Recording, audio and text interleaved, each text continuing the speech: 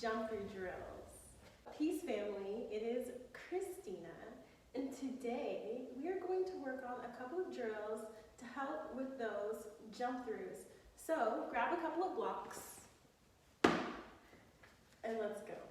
So the basics of jumping through is to suck in your belly, look forward between the hands, and then something that's called a crouch and a spring. So you're going to crouch, bend the knees, and then spring forward. Now, when you spring forward, there's a couple things you can do with the legs. You can spring, cross the legs, and kick at the end, or you can shoot the legs straight through and spring forward that way. So, while you're learning, I think it's super helpful to use blocks to kind of just get the feeling of flowing all the way through, and then we can practice a little bit with and without the blocks. So let's just start with the blocks, because that's a really easy way to start. And the first thing we're going to do is hop to the top of the feet, toenails to the floor, and then hop it back. So hop forward, top of the feet, and back. Now, a lot of times people will kind of end up here. This is not what we want. We want to be on the top of the feet, toenails down. And the reason for that is so that when we hop to the top of the feet, we can kind of pull it on through. If you hop to the balls of the feet, like this, it's really difficult to get the feet forward. And so we hop to the top of the feet.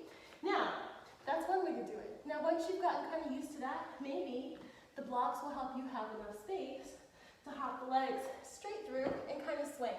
So it's really something you have to just kind of do a bunch of times. So if you practice Ashtanga yoga, you know that in the primary series, we're jumping back and forward over and over and over and over and over and over and over again. So you have plenty of opportunities to practice. But this is a fun way to practice at home. Now, let's add on one more thing that I think will really help. So a lot of people will say that they can't jump through because the arms are too short. And of course I gave you blocks, so it kind of makes it seem that way. But it's really not necessarily that the arms are too short. So I got this little drill from Kino. Shout out Kino, my teacher, one of my teachers. So bring the legs into the chest and stick the arms out. And you'll see that there's definitely enough space. I think what happens with a lot of people is that there's difficulty getting the knees in. So if the knees are really far out like this, if it's really difficult to get the knees into the chest, then yeah, you're going to have difficulty getting the feet through, because the feet would be dragging on the floor right here if they were sticking out like this.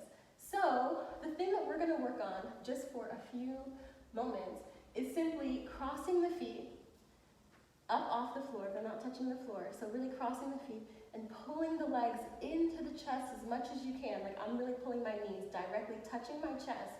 And then I'm going to reach the arms out and we're going to hold it here for 5. 1, still breathing.